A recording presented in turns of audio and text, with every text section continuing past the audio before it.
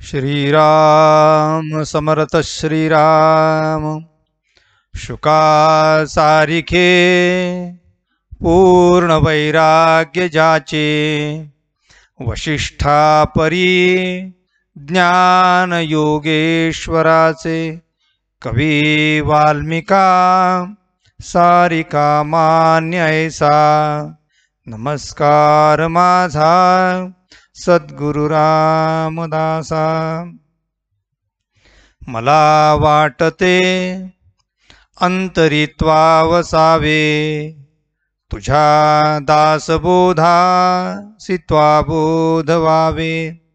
अपत्यापरी पाववी प्रेम ग्रासा, महाराज या सद्गुरु रामदासा। जय जय रघुवीर समर्थ, सब संतन की जय। भारत माता की जय। श्रोता वक्ता श्रीराम समर्थ श्रीराम। उपस्थित सर्व आदरणीय साधक बंधू आणि भगिनींनो, समर्थांनी रजोगुणांचा जो विस्तार सांगितला, त्या विस्तारांचा आपण आज विशेषतः विचार करणार आहोत। रजोगुण हाच गुण माणसाच्या चित्ताला चलित करणारा आहे। मनुष्याचं मन हे जे चंचल आहे, ती चंचल वृत्ती रजोगुणाची आहे। म्हणून रजोगुण माणसाचा मुळामध्ये तो कर्तृत्ववान आहे, त्याच्यामध्ये काहीतरी करण्याची अभिलाषा आहे, हिम्मत आहे। म्हणून समर्थ म्हणतात की जो मनुष्य रजोगुणी आहे, त्या रजोगुणी माणसाचे दोन प्रकार पडतात। पहिला प्रकार जो आहे, जो शबल रजोगुणी मनुष्य संसारावर प्रेम करणारा आहे, आणि शुद्ध रजोगुणी जो आहे तो रजोगुणी भगवंतावर प्रेम करणार आहे। म्हणून समर्थांनी या सगळ्या ओवींचा विस्तार करताना समर्थ म्हणतात ओवी क्रमांक 14 मध्ये, श्रीराम समर्थ श्रीराम। मी तरुण मी सुंदर, मी बलाढ्य मी चतुर, मी सकलामध्ये थोर, म्हणे तो रजोगुण श्रीराम।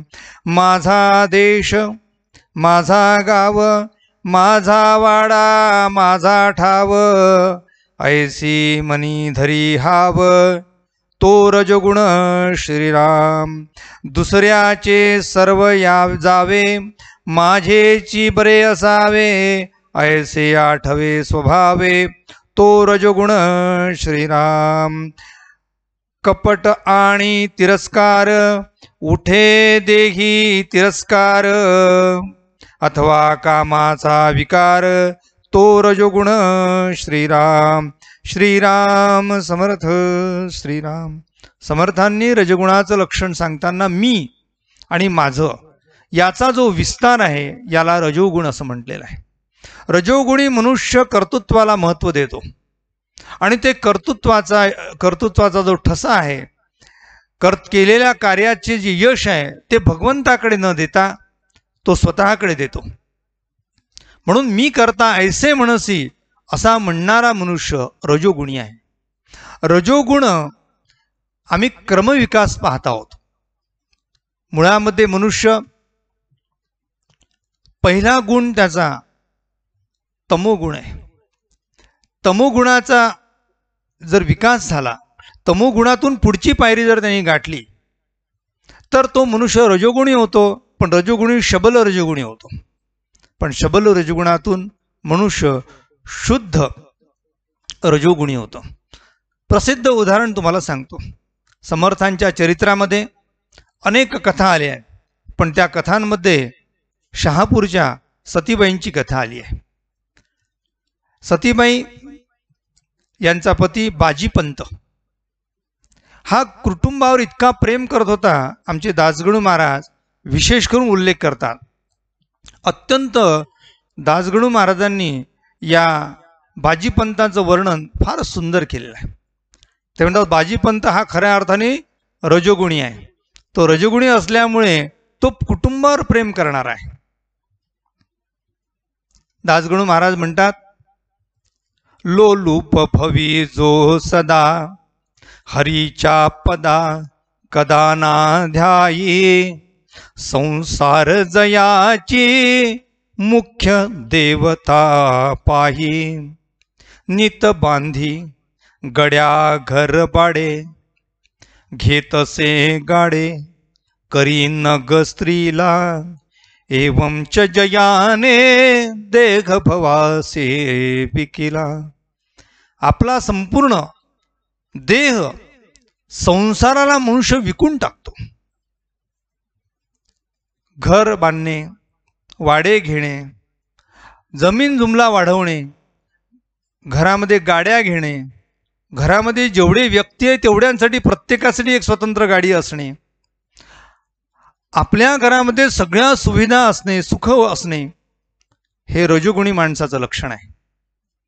रजोगुणी मनुष्य स्वतः करत असल्यामुळे याला त्याचा आनंद आहे, परंतु रजोगुणी मनुष्य एक विशिष्ट काळानंतर त्याला जर अपयश आलं तर तो पूर्णपणे खचून जातो। जीवनामध्ये एखादा असा झटका बसतो, असा एखादा फटका येतो की त्या फटक्यामुळे माणसाला एकदम जाग येते की मी एवढं केलं होतं आणि याचं काय झालं। परमेश्वर सत्ताधीश आहे, माणसाला आपली जागा दाखवण्याचं काम खरोखर परमेश्वर करतो। दुसऱ्या बाजूने आम्ही पाहू तर कर्म हे माणसाला आपलं खरं काय वर्म आहे हे दाखवून देतो। कर्माचं फळ माणसाला मिळत असते आणि ते कर्माचं फळ मिळत असताना ते कर्म हे रजोगुणी आहे की तमोगुणी आहे की सत्वगुणी आहे हे कसं ठरेल, तर त्या कर्मानंतरची जो मिळणारं फळ आहे तो कर्म करत असताना ते कर्म त्यांनी कोणत्या उद्देशाने केलं आणि त्या उद्देशानुसार त्याचा होणारा परिणाम, या दोन गोष्टीवर तो मनुष्य रजोगुणी आहे की तो तमोगुणी आहे की तो सत्वगुणी आहे हे ठरत असते। एक दासबोध अभ्यास परीक्षेमध्ये म्हणजे आमची पदाच्या परीक्षामध्ये एक प्रश्न आला होता।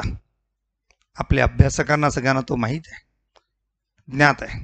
तो प्रश्न असा होता की श्रीरामचंद्र आणि भगवान श्रीकृष्ण या दोघांनी रामाने रावणाचा नाश केला, कृष्णाने कंसाला मारले। मारणे हे तमोगुणाचं लक्षण आहे, मग प्रभू रामचंद्र आणि कृष्ण हे तमोगुणी होते का? या प्रश्नाचं उत्तर द्या। प्रश्न मार्मिक आहे। लक्षण कशाचं आहे? लक्षण आहे तमोगुणाचं। आणि प्रभू रामचंद्रांनी रावणाला मारलं, कृष्णाने कंसाला मारलं, मग ते तमोगुणी होते का? तमोगुणाचे शिवाय बरं हे लक्षण तमोगुणाचं आहे।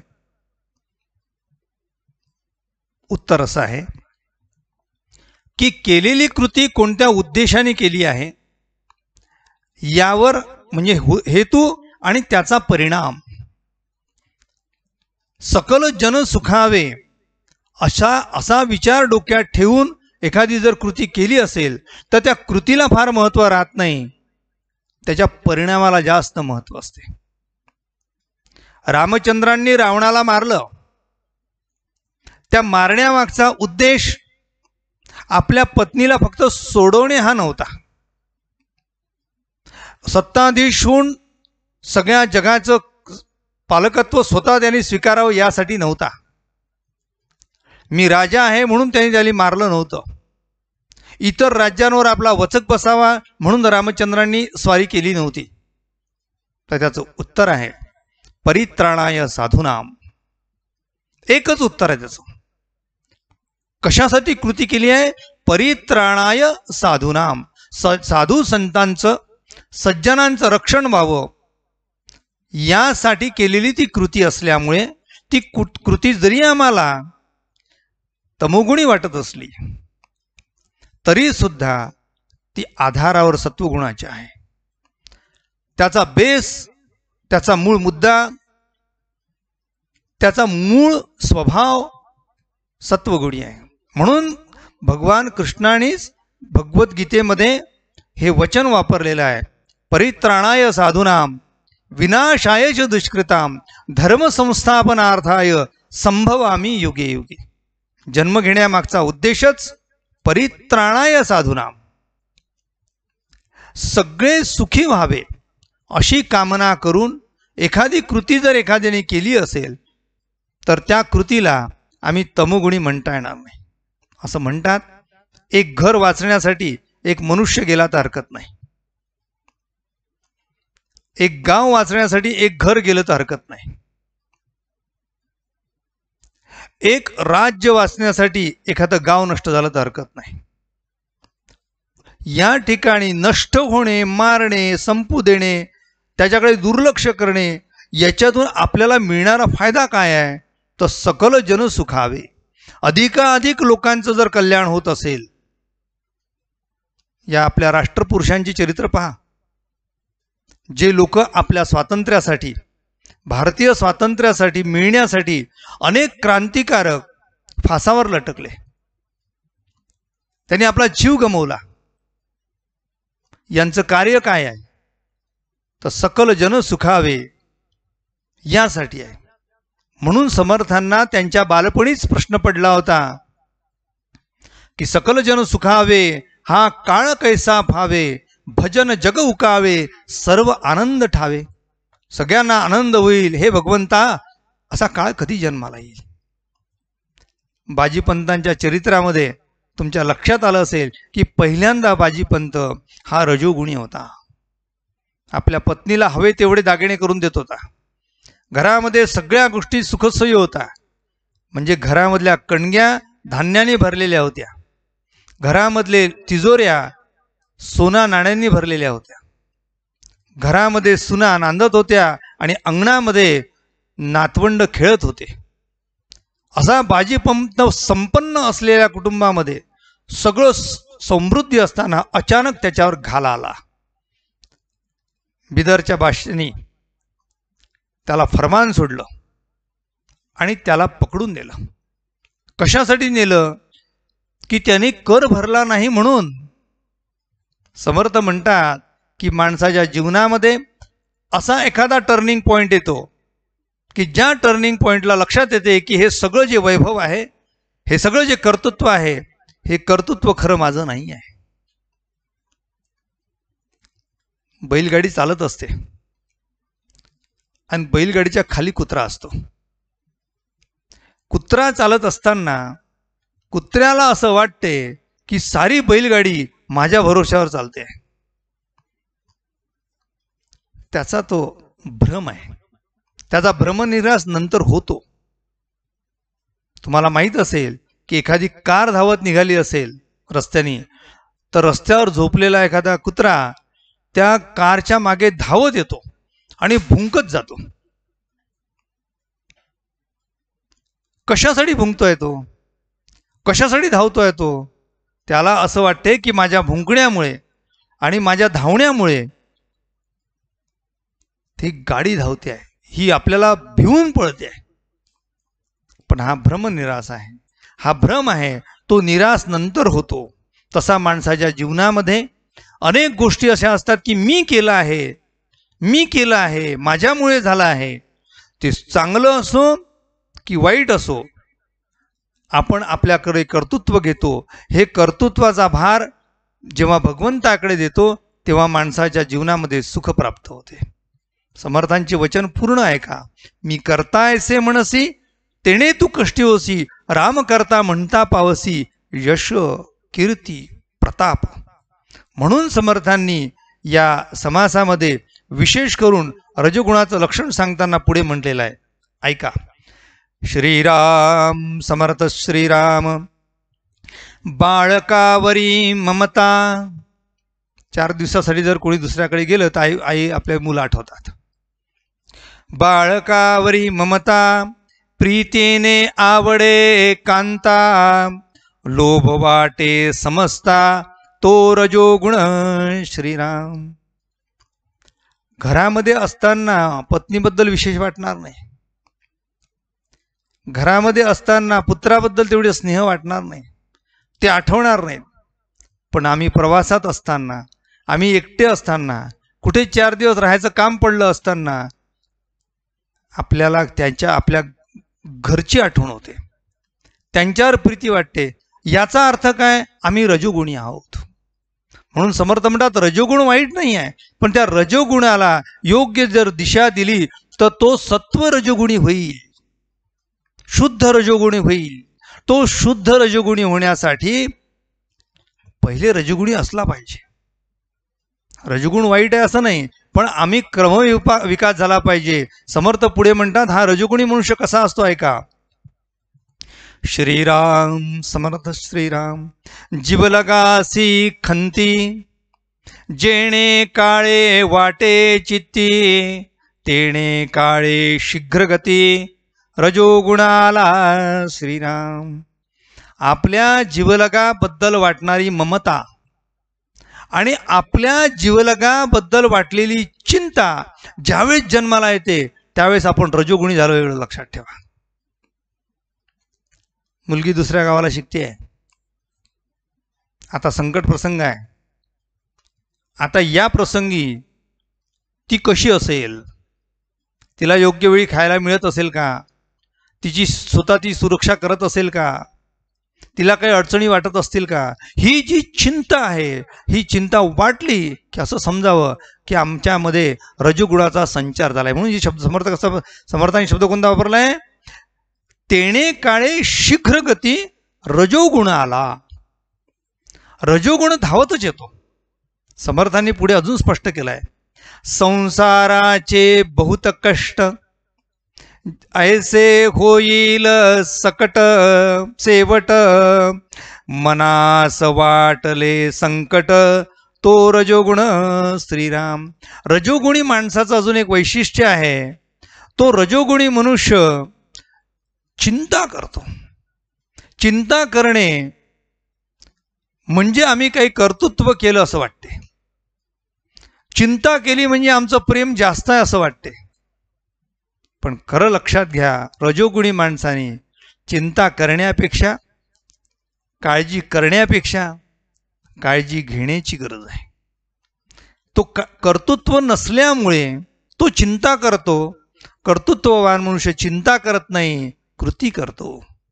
कृती करणे याचा अर्थ काळजी वाहणे, आणि केवळ फक्त कृती न करता होऊन तो मनुष्य चिंता करणारा होतो. म्हणून समर्थांनी सांगितलं की संसाराचे बहुत कष्ट. आम्ही किती कष्ट घेतले संसारासाठी? खरंच सांगा, परमेश्वरासाठी आम्ही किती वेळ देतो आणि संसारासाठी किती वेळ देतो? 24 तासाचा विचार करा. जाऊ दे आयुष्याचा, मला आयुष्याचं सांगता येणार नाही, पण 24 तासाचं सांगू शकाल ना की मी किती वेळ संसारासाठी दिला आणि किती वेळ परमार्थासाठी दिला? असा जर आम्ही विचार केला तर रुपया कमवलेल्यापैकी किंवा 100 रुपयापैकी 1 आणा सुद्धा आम्ही परमेश्वरासाठी दिलेला नाही. 1 आणा सुद्धा दिला नाही. कसा परमेश्वर तुमच्यासाठी धावत येईल? तुम्ही परमेश्वरासाठी जर काही केलं असेल तर परमेश्वर तुमच्या संकट प्रसंगी धावत येईल. परमेश्वरासाठी करणे म्हणजे काय हो? तुम्ही म्हणाल सर आम्हाला सांगा की परमेश्वरासाठी करणे म्हणजे काय? परमेश्वरासाठी करणे याचा अर्थ आपलं कर्तृत्व टाकून हे सर्व परमेश्वराचं आहे असं मानलं की परमेश्वरासाठी केलं. किती सोपं आहे, किती सरळ आहे, किती साधं आहे. म्हणून समर्थ म्हणतात संसाराचे बहुत कष्ट. किती कष्ट केले, कैसे होईल शेवट. आणि हे कायम माझं वैभव टिकेल का? माणसाला चिंता कोणती असते? वर्तमानाची नाही, भविष्याची चिंता जास्त असते. हे टिकलं पाहिजे, सुख टिकलं पाहिजे. सुख आत्ता मिळते आहे याचं तो सुख कमी भोगतो आणि हे कायम राहिलं पाहिजे याच्यासाठी धडपड करत राहतो. किती धडपड करतो? धड पडेपर्यंत. मनुष्य मरेपर्यंत प्रयत्न करतो की माझं आहे ते टिकलं पाहिजे. पण समर्थ वचन देतात, सांगतात की बाबा लक्षात ठेव, सुख सुख म्हणता आहे दुःख ठाकून आले, भजन सकल गेले, चित्त दुश्चित्त झाले. भ्रमित मन वळेना, चित्त ते आकळेना, परम कठीण देही, देह बुद्धी गळेना. माणसाची जोपर्यंत देहबुद्धी आहे, देहबुद्धी याचा अर्थ मी देहाला, स्वतःला मीच देह आहे, देह माझा नाही, मीच देह आहे, देहावरच प्रेम करणे आणि देहाच्या संदर्भात असलेले हे सगळे मायाजाल, म्हणजे आपल्या आजूबाजूला असलेले सगळे आपतेष्ट, हे जोपर्यंत मी आणि माझे समजतो तोपर्यंत दुःख आहे. म्हणून समर्थ फार सांगता, श्रीराम समर्थ श्रीराम, का मागे जे जे भोगिले, ते ते मनी आठविले, दुःख अत्यंत वाटले, तो रजोगुण श्रीराम. मागे आम्ही जे भोगलं आहे ते माणसाला आठवत राहते. म्हाताऱ्या माणसांना भेटा, अधिक कळेल. म्हणजे 60च्या पुढचे रिटायर्ड झाले की त्यांना विचारायचं, का हो कसं काय? ते म्हणतात, काय सांगावं तुम्हाला, आमच्या काळात असं होतं, इतका आम्हाला त्रास होता. जे जे बरं सुख असेल तर सुखही सांगतात, दुःख असेल तर दुःख सांगतात. ते मागच्या गोष्टी इतक्या उगाळत बसतात की भविष्याची चिंता तर सोडून द्या, वर्तमानही बिघडून टाकतात. अजून तुम्हाला सांगतो की म्हाताऱ्या माणसाला वर्तमानातले स्वप्न कमी, भविष्यातले स्वप्न कमी, भूतकाळातले स्वप्न जास्त पडतात. हो ना, का माहितीये का? जे जे भोगिले ते आठविले. स्वप्नी आपण म्हणतो ना, मनी वसे ते स्वप्नी दिसे. याच्या अर्थ स्वप्न काय आहे? मनामध्ये तुम्ही काय वसवलं आहे? मनामध्ये संसार वसवला आहे. संसार जसा जगात वसतो ना, तसा मनातही वसतो. स्वप्नामध्ये सुद्धा आपल्याला माहीत असते की ही गोष्ट बायकोला न विचारता आणल्यामुळे घरात कटकट होणार आहे. स्वप्नात भांडणं होतात. काय सांगता तुम्हाला, इतकं स्वप्नात बसली आहे ती, मग ती म्हणजे तिचा धाकपणा. म्हणून समर्थ काय म्हणतात ऐका, श्रीराम समर्थ श्रीराम, वैभव देखोनी दृष्टी, आवडी उपजली पोटी, आशा गुणे हिंपुटी, करी तो रजोगुण श्रीराम, जे जे दृष्टी पडिले, ते मने मागितले, लभ्य नसता दुःख झाले, तो रजोगुण श्रीराम.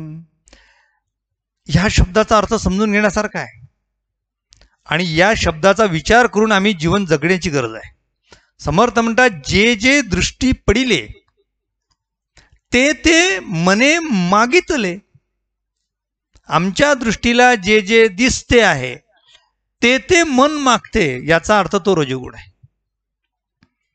बाहेर फिरायला गेले, सहलीला गेले, असं म्हणतो आम्ही की वर्षातून एकदा तरी काय होईना घरच्या कुटुंबियांना एकदा सहलीला घेऊन जावं. चांगलं की वाईट, ठीक आहे, तात्पुरतं म्हणा चांगलं. फिरायला गेल्यानंतर म्हणजे प्रवासाचा खर्च कमी, खाण्याचा खर्च कमी, पण वस्तू घेण्याचाच खर्च जास्त होतो. का होतो? समर्थ म्हणतात की बाबा तुम्ही जे जे दिसले दृष्टीला ते घेण्याचा विचार, संसाराला त्याची गरज आहे का? 3 गोष्टी आहेत, 3 प्रकार आहेत. आवश्यक म्हणजे जीवनावश्यक, जीवनावश्यक नसलेली वैभवासाठी घेतलेली आवश्यकता, आणि काम नसताना केलेला संग्रह. संसाराला आवश्यक आहे तितकं जरूर घ्यावं. संसार सुखे नैव करावा, सुखे नैव करावा याचा अर्थ चांगला करावा. कोणी सांगितलं तुमच्या घरात तुम्ही गरीब राहा? कालही बोललो आपण, परत बोलतो. संतांनी तेच सांगितलं आहे, संसार सुखाचा असला पाहिजे. परमार्थाकडे जाण्यासाठी वर्तमान जर चांगलं असेल तर भगवंताकडे खरं तर ती उपलब्धता आहे. उपलब्धता याचा अर्थ ती अनुकूलता आहे. माझी पत्नी माझ्याशी कधी भांडत नाही, मुलांची कधी कटकट नसते, घरात आल्यानंतर सगळं सुख असते, घरात प्रवचनाला बसलो तर सगळे कुटुंबीय लोक येऊन बसतात, प्रवचन ऐकतात. सुख आहे की वाईट? वाईट आहे, चांगलं सुखच आहे. या सुखाचा आम्ही फायदा घ्यावा म्हणजे भगवंताकडे जावं. या सुखाचा फायदा घेणे म्हणजे काय? भगवंताकरतासाठी तुमचं मन अनुकूल आहे. अरे ज्यांच्या घरामध्ये सदैव कटकटी आहे, भानगडी आहे, भांडणं आहे, ते भगवंताचं नाव कसं घेतील? मुळामध्ये ते त्रासदायक आहे. अनुकूलता नाही, ती प्रतिकूलता आहे. म्हणून प्रतिकूलता ही भगवंताकडे नेण्यासाठी ती बाधक आहे, अनुकूलता ही भगवंताकडे जाण्यासाठी आपल्याला ती सहाय्यक आहे. मग सहाय्यक आहे तो अधिक वाढलं पाहिजे. नाही, ज्यांच्या घरात सुख आहे ते टीव्ही लावून बसतात. सगळं सुख आहे ना, घे ना नाव घे ना भगवंताचं, घे ना हातात माळ, घे ना. आज 13 माळी झाल्या पाहिजे तुझ्या एका बैठकीत. ते नाही म्हणत. व्हॉट्सअप खेळत बसतील, फेसबुकवर पाहतील कोणी काय कॉमेंट्स केले, किती वेळ पाहायचं. सुख म्हणतात पलंगावर झोपून. अरे आज बिलकुल घरात बसायची वेळ, लॉकडाऊनची वेळ, खेळत बसा, कॅरम खेळत बसतील, टकाक टकाक. सुख आहे ना, अरे खेळणं घे ना भगवंताचं नाव, चौसर खेळत बसतील. आल्या गेल्याच्या डावाचा आनंद घेतील. जर तुम्हाला अनुकूलता प्राप्त झाली आहे, आता मला तुम्ही सांगा खरं मनापासून, भगवंताचं नाम घेण्यासाठी सर्वात अनुकूल काळ आहे हा. समाज जर प्रतिकूल झालेला आहे, समाजामध्ये जर अडचण आहे, तर आता अनुकूलता आहे ना, मग अनुकूलता आहे तर घे भगवंताचं नाव. खऱ्या अर्थाने ही सद्बुद्धी व्हावी याच्यासाठी प्रयत्न करावा. रजोगुणी मनुष्य या अनुकूलतेमध्ये संसार सुखाचा विचार करेल, रोज नवीन पदार्थ करून खाणे. खाण्याला कवडी बंद, पण ते जिभेचे लाड का पुरवता? शरीराला आवश्यक आहे म्हणून खाणं भाग वेगळा आणि जिभेचे लाड पुरवणं भाग वेगळा. समर्थांनी म्हटलं रजोगुणी मनुष्य संसार सुखाचा विचार करतो आणि शुद्ध रजोगुणी मनुष्य तो अत्यंत निर्मळ असतो. अशा प्रसंगी भगवंताचं स्मरण करतो. म्हणून भगवंताचं स्मरण करूया. आज आपल्याला समर्थांनी सांगितलेल्या 2 ओळी पुढच्या वाचतो आणि थांबतो. श्रीराम समर्थ श्रीराम. विनोदार्थी भरे मन. रजोगुणी मनुष्य कसा आहे? विनोदी. विनोदार्थी भरे मन, शृंगारिक करी गायन, राग रंग तान मान, तो रजोगुण श्रीराम. टवाळी ढवाळी निंदा, सांगणे घडे विवादा, हास्य विनोद करी सर्वदा, तो रजोगुण श्रीराम. किती सुंदर, किती स्पष्ट, किती सरळ शब्दात समर्थ सांगतात. त्यांना ज्यांनी दासबोध कधी उघडला नाही ना, त्यांना माझी हात जोडून प्रार्थना आहे, उघडा. काही त्याच्यावर निरूपणाची गरज नाही आहे, काही प्रवचनाची गरज नाही आहे. शब्दाकडे पहा. समर्थ तुम्हाला सांगतात आहे, काय सांगतात आहे? विनोदार्थी भरे मन. अरे किती विनोद करावा, जीवनाचा विनोद व्हावा. माणसानी जीवनाचा विनोद व्हावा, इतकं तरी विनोद कमीत कमी करू नये. म्हणून समर्थांनी एका ठिकाणी म्हटलंय टवाळा आवडे विनोद. आज अध्यात्मामध्ये सुद्धा विनोद घुसलाय. काय सांगू तुम्हाला? कुठलं प्रवचन चांगलं झालं, कुठलं कीर्तन चांगलं झालं ज्याच्यात हसायला मिळालं. अरे कमीत कमी कसं आहे, सिनेमागृहात बसल्यानंतर माणसाचं कामाकार मन झालं, विषयाकार तो झाला, बहिर्मुख झाला, इथपर्यंत आपण तर मान्य करून घेऊ, ती जागाच ती आहे. पण आता तुम्ही कीर्तनात बसले, आता कशाचा विनोद झाला? आता अध्यात्म करा. बुवाचा हसरा चेहरा दिसत नाही, अरे ही गरज नाही ते. समर्थ सांगतात नाटक कुठे, आनंद कुठे, हास्यविनोद कुठे, सिनेमाचे गाणे कुठे, तालतंबोरे कुठे? अरे तिथे. इथे त्याची काय गरज आहे? भगवंताकडे मन जावं, किस्वराकडे मन जावं. समर्थांनी वर्णन केलंय पुढे. कधीतरी कीर्तन भक्ती सांगताना बोलू आपण, त्याचा विचार करू. माणसाचं मन भगवंताकडे वळेल याच्यासाठी विनोदाची गरज आहे का? अजिबात गरज नाही. ठीक आहे, माणूस ऐकत नाही ना बाबा, त्याला थोडंसं चटणीपुरता मिठापुरता वापरावं, ठीक आहे. पण जेवणातच मीठ पूर्ण मोठा मोठा मीठ खाल्लं तर जेवण पोट भरेल का? नाही. आम्ही भगवंतांची भक्ती करतो आहे, मन भगवंताकार झालं पाहिजे, मनाला सात्विक खाद्य दिलं पाहिजे. आणि त्या सात्विक खाद्यासाठी समर्थ म्हणतात, टवाळी ढवाळी निंदा वाईट गोष्ट आहे. त्या सांगणे गडे, तो सांगतोय इतरांच्या गमती जमती सांगण्यामध्ये लोक रात्र रात्र जागतात. अरे प्रवास करून लोक त्याच्यासाठी येतात की इथे यायला भेटते ना आनंद मिळतो. हा रजोगुणी मनुष्य आहे.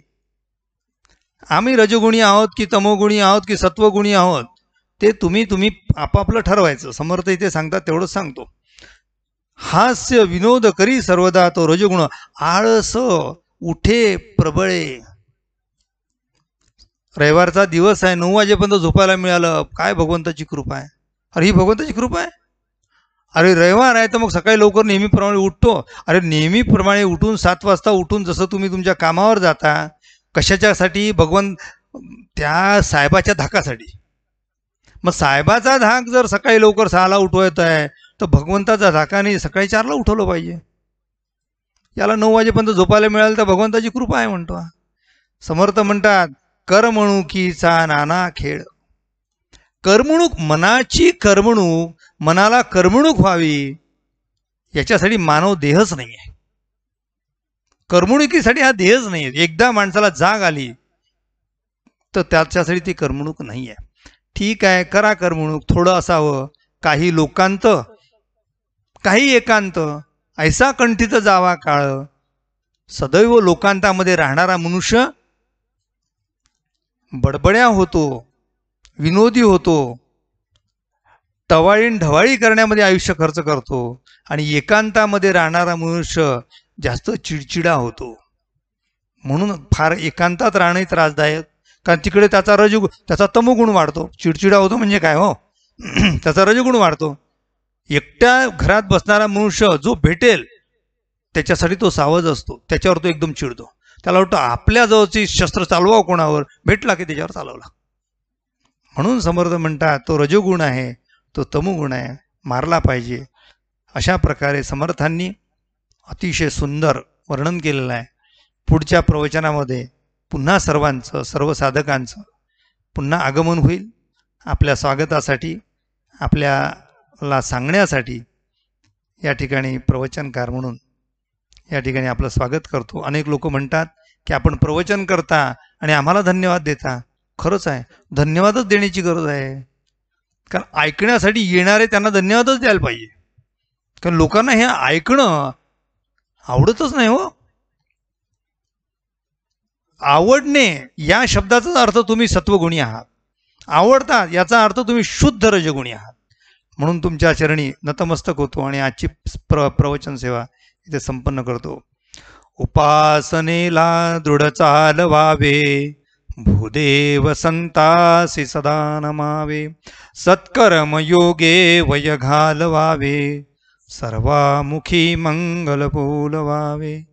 जय जय रघुवीर समर्थ.